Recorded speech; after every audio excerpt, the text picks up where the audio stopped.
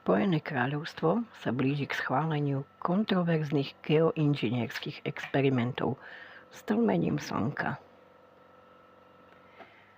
Takže britská vláda je pripravená schváliť prelomové úsporné experimenty v oblasti solárneho geoinžinierstva, metódy navrhnutej na boj proti globálnemu otepľovaniu umelým stlmením slnečného žiarenia. Program v hodnote 50 miliónov libier, čo je 66,5 milióna dolárov, vedený britskou agentúrou pre pokročilý výskum a vynálezy ARIA, by mohol začať už v priebehu niekoľkých týždňov predstavovať jeden z prvých štátom podporovaných projektov na testovanie riadenia slnečného žiarenia. Keďže vedci varujú pred nezvratnými klimatickými zlomovými bodmi, ako je kolaps oceánskych prúdov a polárnych ľadových štítov, geoinžinierstvo ponúka potenciálne dočasné riešenie. SRM funguje tak, že vstrekuje aerosolové častice do atmosféry, aby odrážali slnečné svetlo späť do vesmíru a rozjasňujú oblaky na zvýšenie ich odrazivosti. Zástancovia tvrdia, že by to mohlo ochladiť planétu a získať kritický čas na zníženie emisí uhlíka. Plán je však plný kontroverzií. Kritici varujú pred nepredvídateľnými vedľajšími účinkami, vrátane narušenia globálnych vzorcov zrážok, ktoré by mohli zničiť poľnohospodárstvo, čo sa už deje. Iní sa obávajú, že to odvádza pozornosť od skutočného riešenia ukončenia závislosti od fosílnych palív.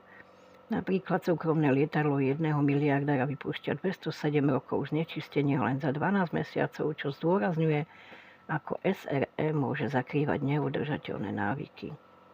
Dr. Pete Irvine z Univerzity Chicago zdôrazňuje, stojí za to zdôrazniť, že geoinžinierstvo nie je náhradou za zníženie emisí, hoci SRM môže spomaliť otepľovanie, nerieši základnú príčinu.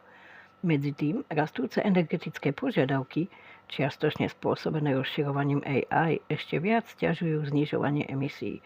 Čínske záväzky k uhlíkovej neutralite sú napríklad vyvážené rekordnou globálnou spotrebou energie. Ak by boli schválené experimenty Spojeného kráľovstva, patrili by medzi prvé vládou podporované SRM skúšky. Geoinžinierstvo však vyvoláva etické otázky. Kto ovláda termostat na Zemi? Mohlo by to vyvolať geopolitický konflikt, ak by sa poveternostné vzory nepredvídateľne menili. A mohlo by to vytvoriť morálne riziko, ktoré by umožnilo znečisťovateľom oddialiť dekarbonizáciu. Napriek rizikám si program ARIA kladie za cieľ zhromaždiť kľúčové údaje o uskutočniteľnosti SRM. Svet sleduje. Úspech by mohol podnietiť medzinárodné prijatie. Čo sa už samozrejme deje, keďže slnko zatieňujú, ako vidíme, že slnko je biele. V bielom tieni, keď vidíte modrú oblohu, začnú lietať lietadlá a zrazu je obloha biela alebo sivá. Takže ja už myslím si, že s tým geoinžinierstvom, s tým experimentom začali. Tlmia slnko, potom, že vysychá pôda, potom, že už nie je ani rosa na tráve. Všetko vysychá, lebo oni chcú schladiť planetu. Hej? Ako úplne celé zle. Čiže chemtrails funguje. Práve to priznali. A experimenty robiť s tlmením slnka celé zle.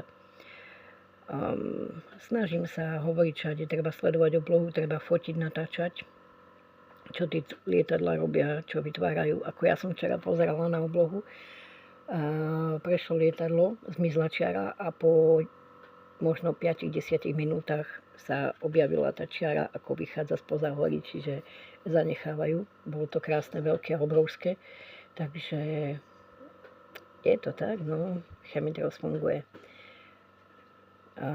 Nemám slov, budem rada za vaše názory a námety, komentáre, lajky, zdieľanie. Lúči sa s vami Message from Space a chemtrails. Čaute.